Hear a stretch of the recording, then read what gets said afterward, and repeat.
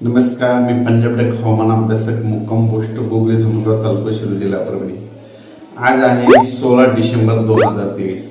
आजपासून राज्यातील हवामान परिस्थितीचा अंदाज देणार आहे।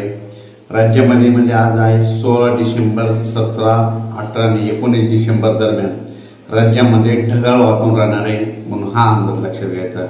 राज्यात एकंदरीत परिस्थिती बघितली तर राज्यात ह्या 3 दिवस म्हणजे 16, 17, 18, 19 पर्यंत राज्यभर ढगाळ वातावरण राहणार आहे। त्यातली त्यात जास्त बघितलं तर सोलापूर जिल्हा, लातूर जिल्हा, परभणी, बीड, संभाजीनगर, नगर जिल्ह्यात, पुणे त्या भागात जास्त ढगाळ वातावरण राहणार आहे, म्हणून हा अंदाज लक्षात घ्यायचा। पण राज्यामध्ये सोलापूर जिल्ह्यात काही ठिकाणी, तुरळक ठिकाणी सोलापूर जिल्ह्यात पाऊस पडणार आहे, सर्वदूर सोलापूर जिल्ह्यात पाऊस पडणार नाही, म्हणून हा अंदाज लक्षात घ्यायचा। तसेच पुणे जिल्ह्यामध्ये देखील काही भागात तुरळक पाऊस पडणार आहे, म्हणून हा अंदाज लक्षात घ्यायचा। त्याच्यानंतर 20 तारखेपासून राज्यात परत थंडीला सुरुवात होणार आहे।